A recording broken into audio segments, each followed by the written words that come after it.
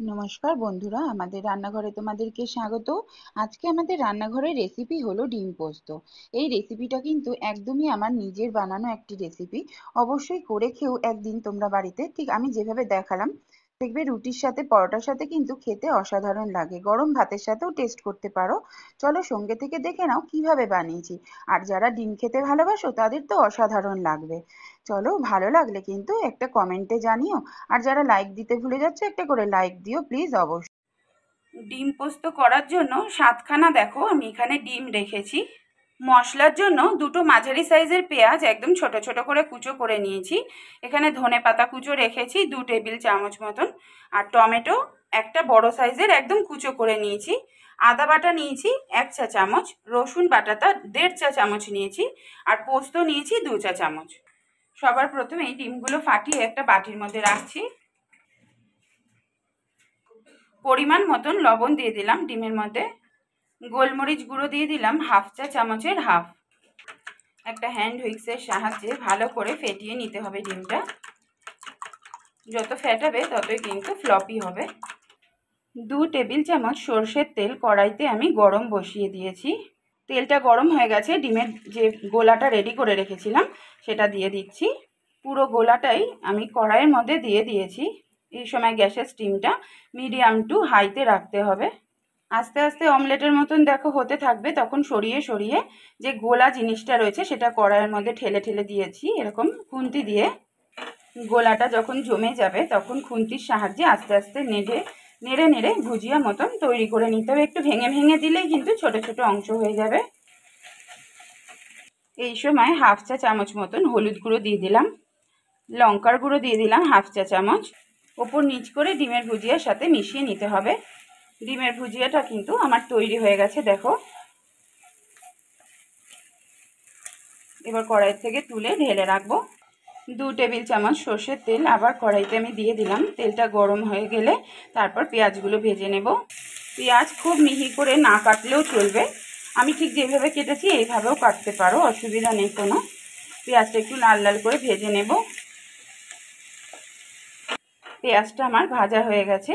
এই সময় যে 1.5 চা চামচ যে রসুন বাটাটা রেখেছিলাম সেটা দিয়ে দিলাম।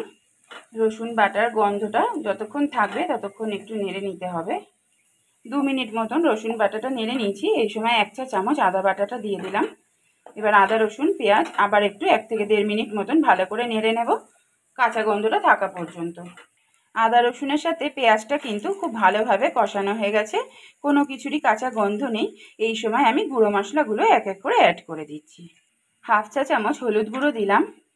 লঙ্কার গুঁড়োটাও 1/2 চা চামচ দিলাম। তোমরা চাইলে লঙ্কার গুঁড়োর বদলে তোমরা কাঁচা লঙ্কা কুচোও দিতে পারো। জিরের গুঁড়ো দিয়ে দিলাম 1/2 চা চামচের থেকে একটু বেশি। ধনে গুঁড়ো 1 চা চামচ দিয়ে দিলাম। সব মশলা খুব ভালোভাবে কষিয়ে নিতে হবে। সামান্য একটু জল ব্যবহার করলাম, না হলে মশলাগুলো পুড়ে যাবে।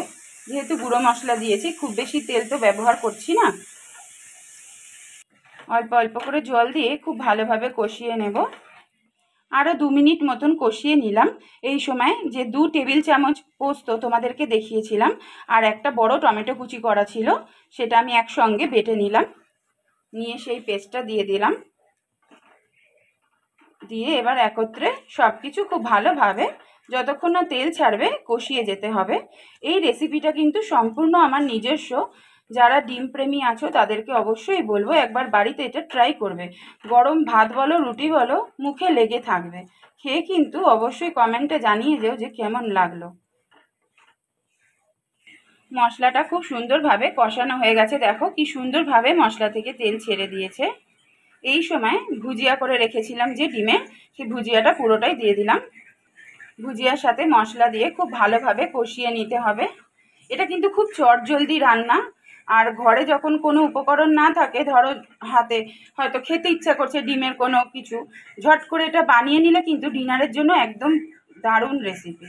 অবশ্যই এইভাবে একবার করে খেও। মশলার সাথে খুব ভালোভাবে নেড়ে কষিয়ে নিলাম। পরিমাণ মতন লবণটা এই সময় অ্যাড করে দিচ্ছি। 1/2 চা চামচ মতন চিনি দিয়ে দিলাম। গরম মশলার গুঁড়োটাও 1/2 চা চামচ দিলাম। সব মশলা দিয়ে আবার নেড়ে চেড়ে মিশিয়ে নিতে হবে। যেহেতু এটা ডিমের ভুজিয়া, এটা তো আর সেদ্ধর কোনো ব্যাপার নেই, শুধু নেড়ে নেড়ে খুব ভালো করে কষিয়ে নিলেই একদম রেডি হয়ে যাবে এটা। এই সময় ধনেপাতা কুচোটা ওপর থেকে ছড়িয়ে দিলাম। ডিম পোস্ত কিন্তু আমার রেডি হয়ে গেছে।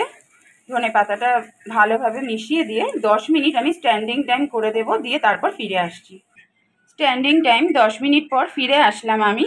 আজ তাহলে রেসিপিটা এখানেই আমি শেষ করছি। আশা করি তোমাদের ভালো লেগেছে। যদি আজকে ডিমের পোস্ত রেসিপি তোমাদের ভালো লেগে থাকে অবশ্যই লাইক কমেন্ট শেয়ার করে দিও বন্ধুরা। যারা নতুন এসেছো অবশ্যই সাবস্ক্রাইব করে দিও। আজ আসি, তোমরা ভালো থেকো, সুস্থ থেকো। খুব শিগগিরই আবার অন্য একটা ডিশ নিয়ে দেখা হচ্ছে তোমাদের সঙ্গে।